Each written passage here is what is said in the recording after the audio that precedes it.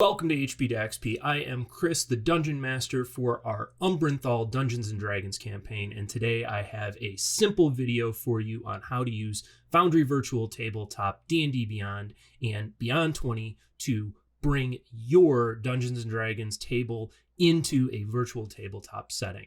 Check it out.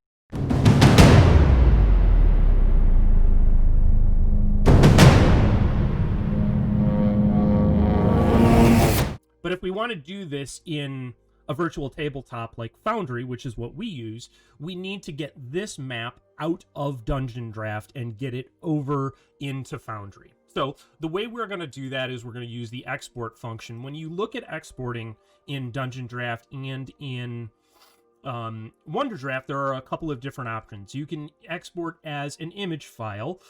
I tend to prefer PNGs when I export image files, but you can also export as a virtual tabletop. You'll see a couple of options here as well. You can apply camera filters, you can turn your grid on and off, and your lighting on and off. My general default setting is to leave the lighting on and to turn the grid off. What this means is that when I bring this map in to Foundry, I don't have to agonize about lining up the grid pattern that comes out of DungeonDraft. I am able to just use the grid setup in Foundry, which is going to be the one that defines character movement. So the very first thing that we're going to do is we're going to go ahead and export this file into a new folder for Team Reggie.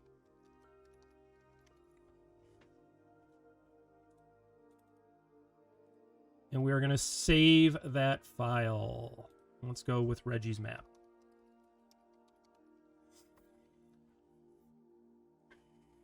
It scans across. It gives us that export.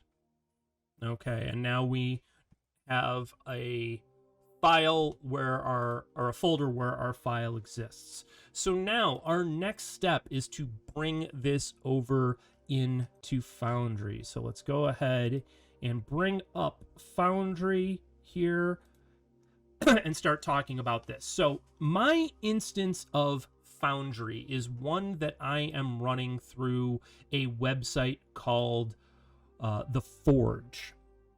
Again, I want to point out none of these are sponsored products. Foundry is a tool that you can purchase directly from Foundry VTT. It is $50 a year. Or, I'm sorry, it's a one-time purchase of $50 for Foundry. I think it's a worthwhile purchase.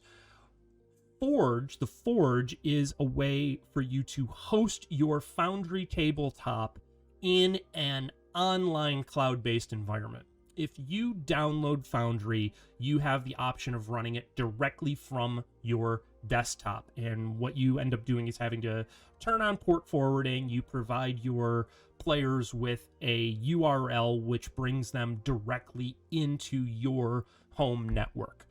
That's a perfectly valid and free way of using the tool set, and there are a lot of good tutorials on YouTube about how to do that.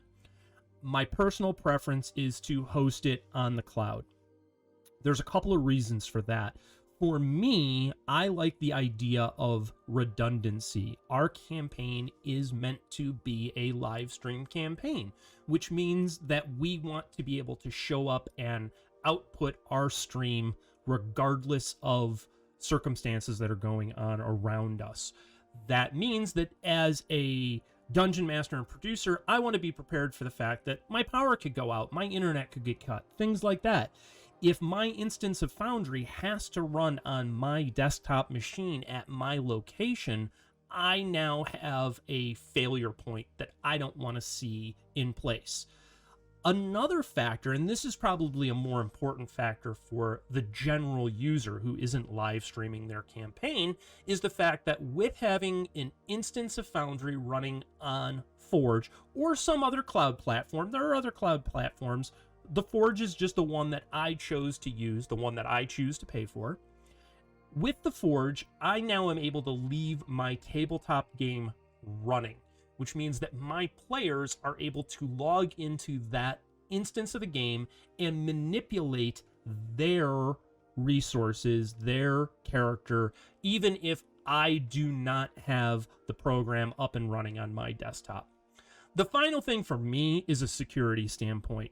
I am a big believer in IT security. I'm a big believer in firewalls. I am a big believer in stovepiping materials from one another. So I don't want to have port forwarding turned on. I want my firewall to be in place, and using a cloud hosting tool enables me to do that and have that added layer of security between my home network and my game.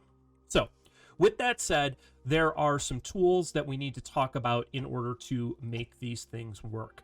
Foundry as a standalone program offers you the opportunity to build scenes, build out battle maps, things like that within their tools. However, if what you want to do is do things like import your maps from DungeonDraft, connect to your D&D Beyond account, things like that, you need to use add-on modules. So there are a ton of modules that are available. You can find them on the Foundry website. I highly encourage you going through and looking at them. I'm not going to talk through all of the modules that I have active. What we are going to focus on right now are the two modules that are going to be important for today. DungeonDraft Importer and the virtual tabletop assets DnD Beyond Integration, their Iconizer, their Party Overview, and their Tokenizer. Those five, but the D&D Beyond Integration and the DungeonDraft Importer are the two that we're going to see most applied today. So if you download Foundry, you purchase Foundry, you download it, whether you install it locally or in the cloud, those are going to be a couple of the assets that I think you want to grab right away. When it comes to the virtual tabletop assets, there are a couple of options there. There is a sort of a free version, for lack of a better term. There's a straight up download module that will allow you to bring in things that are in the SRD, the reference document that anybody can use in their campaigns. If you go ahead and support virtual tabletop assets on Patreon, then you are able to get access at, I believe it's their $5 tier. You are able to get access to all of the licensed content that you have paid for through D&D Beyond. So I do support VTT at their $5 a month setting, which I think is well worth it for the development work that they're doing. I'm a big believer in paying creators for their products, for their effort. Private creators doing good work deserve your support, however you go about doing that. In some cases, it's a single purchase. In some cases, it's Patreon. All of these are viable tools, and we are big believers in supporting creators, so that's what we do. So if you have those modules installed, there are a couple of things that you need to do. And the way I have this image cropped, you are not going to see me do this. So let me actually go in. I'm going to make an adjustment on the fly here to this window so that you can see more of what I am doing. So I apologize for the live manipulation, but I think this will be helpful for everyone.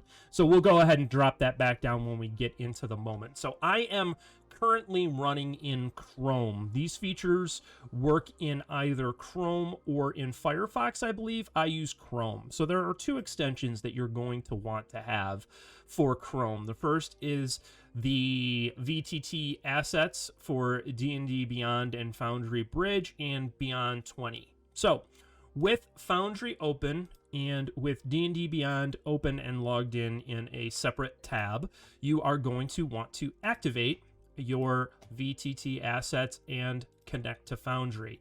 So now I have enabled a link between my instance of Foundry and my D&D Beyond account.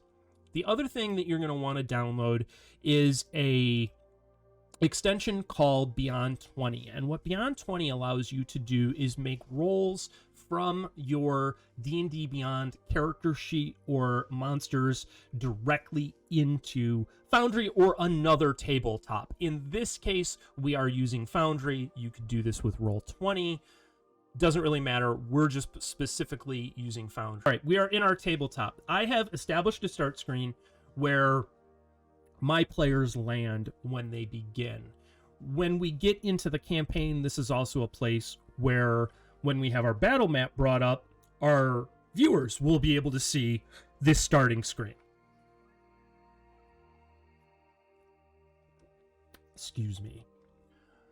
On this starting screen in our campaign, we will have each of the character tokens set up so that people can see the characters that are going to be in play for that session. It is a nice landing page for when folks come in. And that was simply something that I created over in the scenes folder. So I'll go ahead and bring up this side window here and go through this. So controls that you have a chat tab where you can execute roles or where roles from D&D Beyond will show up. You have a combat tracker and encounter builder. We'll probably get into that in a little while. You have your scenes, you have actors, you have items, you have journal entries, you have the ability to create tables, you can bring in playlists and music, you have compendium options, and then you have your system settings.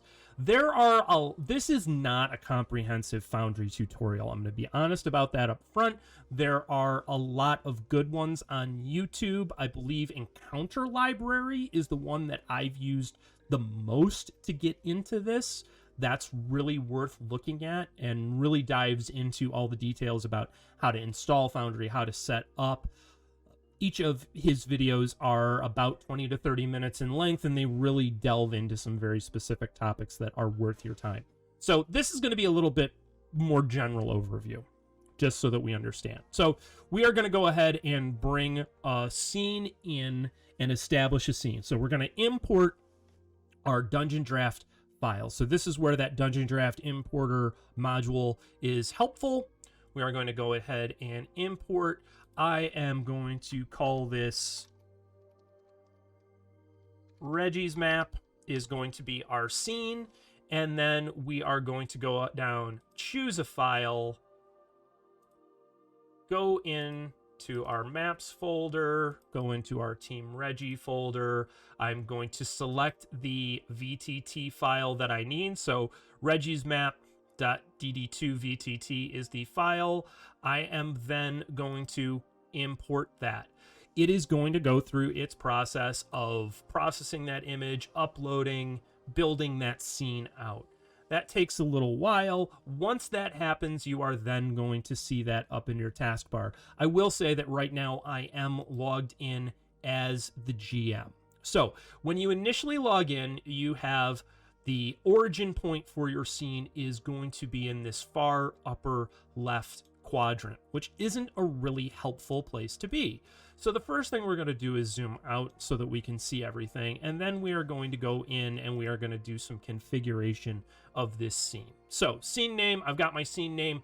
I now have the option of turning navigation on or off. This scene can appear in the navigation bar or not. I can also set who gets to see it. Do I want to be the only person who sees that scene, or do I want to allow my players to see it? A big reason to start with GM only is that you want to be able to preload scenes in Foundry that your players may not be aware they're going to be jumping to. I think that's incredibly helpful for combat encounters. So once we do that, we can adjust background colors. What we've chosen to do for our stream, and this is based upon the input of our main producer, Cross, is that we are using a black background color rather than this gray color. And then we're going to get into some vision and lighting settings. So the first thing I'm going to do, I'm going to save the settings that we've established so far. And now you can see that we have this black background color for our scene. And what that does is it gives a little bit more contrast and kind of a little more pop. I'm going to go back to configuration settings and go through a few other things. The next thing that I like to adjust is what the initial view position is going to be. And that allows players to pop in when I activate the scene. It allows them to see a particular set of information. So in this case, I am just going to go ahead and capture the current view where I'm at. I'm going to save those changes. So now, if I pop back over to my primary screen, right? So this is where my players are starting. Now I want to go ahead and bring them over to Reggie's map. Now they load in this position. But let's say I don't want them to see all of that information. Let's say I just want them to think that they are loading on a road, and this is the only thing that I want them to see. Well, in that case, what I would do is I would capture this current initial view position and save those changes. So now I zoom back out, right? I want to see this whole map. I go back to start. This is where my game is starting. This is where we begin our interaction, and then we jump back over to Reggie's map, and here's where I am because this is where I zoom to. But if I then activate that map and turn it on for my players, they are going to zoom into that local view that I established. So this is now our active map. This is the map screen that my players would see if they were to log in right now, and they would drop in with that view. They would be able to zoom in and out using their mouse scroll wheel. They would be able to pan and tilt, so to speak, but pan around the image to find where they want to look. And with that in play, they would use their right mouse click to do that. So the thing is, they, right now, because we do not have any characters in here, would have no view of this scene. So there are some other things that we need to do to get this scene set up. We get down into vision and lighting. So if I had a token for one of my players dropped into this scene, then I would be able to turn their vision on and off, whether they would be able to see the scene at all. The other function that I have is global illumination. When global illumination is turned on, the player is able to see everything in line of sight, regardless of the vision of their character. That is something that I like to leave turned off. Another function that we have in Foundry here is this fog of war setting. Foundry defaults to a fog of war setting where a character's vision, if you have global illumination turned off, is limited to what their vision radius is in the given lighting conditions. However, the default setting is that once you have moved through a scene, it dispels that fog of war and does not leave the scene fully illuminated. It leaves it slightly opaque, so the characters can still see where they have been. In our campaign, we are leaving that setting off, and what that means is that our players are only able to see what they actually can see based upon their vision. Of course, you can choose to set this up however you would like. It's how you want your game to play. You can also configure a darkness overlay here depending upon the illumination that you want to set the scene to default to, as well as any global illumination changes. There are other things that you can do. You can link to journal entries, you can link to audio playlists, you can link to weather effects. These come into play just automatically. So let's say that I want clouds, I want daylight, and I turn this on. When my players are in the scene, they will see the clouds coming through, things like that. Some things to keep in mind is that the animations, for lack of a better term, some of these visual weather effects make for a really cool dynamic scene. They also eat up hardware resources. So depending upon the hardware of the players connecting, their internet connections and things like that, sometimes these effects can be a big burden on resources. For our purposes right now, I am going to turn the settings for weather effects off so we just have our map. Now you will see that we have this grid setting. That is the default grid setting for Foundry. If I wanted to change the position of my map on the grid, I can. I don't think that that's something that I'm going to get into really extensively today, however. So, but that would be controlled if you cared to with your grid offsets, your grid size. You can change the type of grid overlay that you use. So let's say for argument, we're going to go ahead and use hexagon because this seems more like overland travel, right? So now I can drop in a hex grid if I want. One of the issues that you get into with Foundry that we have found, and why we're choosing in our Foundry maps to exclusively use squares, is that the tokens for the most part appear as squares. So when you use your hexagonal map, the tokens just don't look as nice without going in and doing some additional manipulation. You can also go gridless were you to choose so, but we are going to use a square grid, which we are going to define as 5x5 squares, just like a standard battle map, and we are going to go from there. So now we have the basics of our scene created. We have not added any journal notes or anything like that, but we have a basic set of functions built in. Now,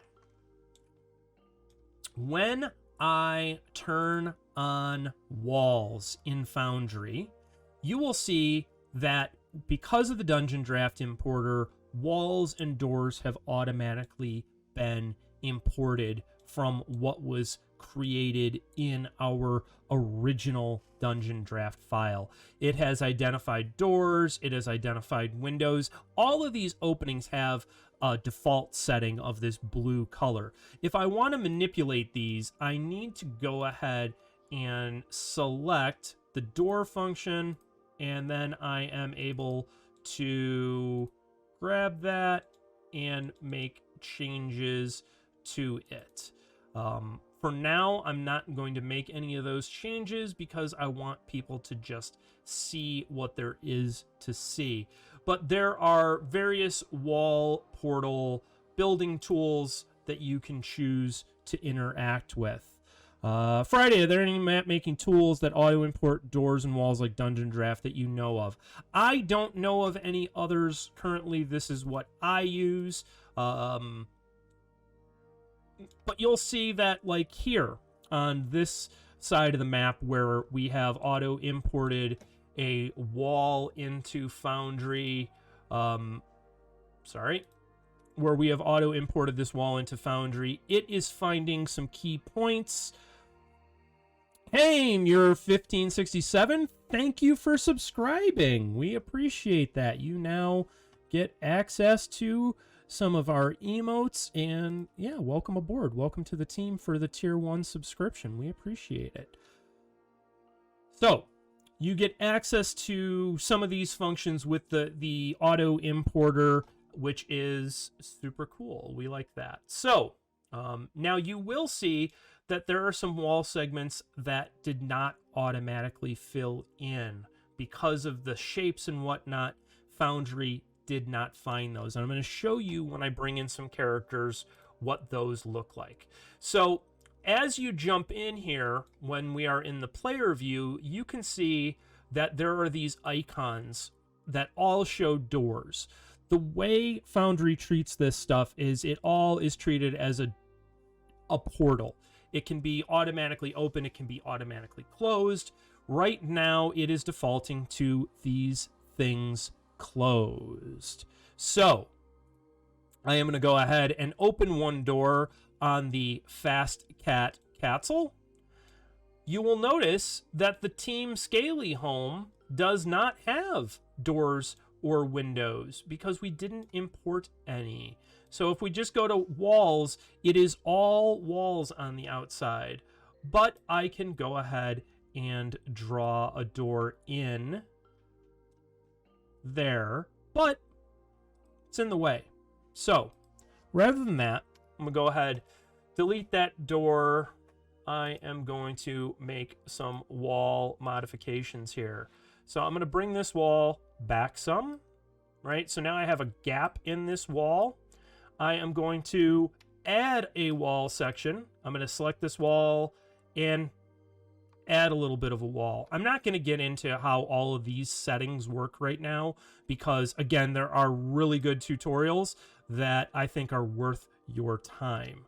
So now I need to add a door. I am going to add a door by connecting. The way we connect is by using Control, and then we end by double clicking. So now I've created this door. We all love Ken as well, Sarah. So Ken, thank you for the subscription. So when I bring up wall configuration settings by double clicking on that wall, now I want to double click on my door. So wall configuration, you can see I've got my door enabled. I can either have no movement restrictions or normal. Normal means that you cannot walk through walls. I can have perception restrictions changed. The wall direction, it can affect one side or the other. Is this a door? I can make it no door. I can make it a regular door. I can make it a secret door. With a secret door setting, this now allows you as the dungeon master to allow your players to interact with the space, make rolls to try and investigate, and then if they find the door, you can open it. The door state, the door can be open, closed, or locked. Once again, with a locked door setting, when your players interact with the door, you can have them make a roll for thieves' tools. You can make them have a roll to force the door open, whatever that may be. You then, as the dungeon master, can go in and change that setting. For now, we are just going to leave that door closed, and we are going to update the wall.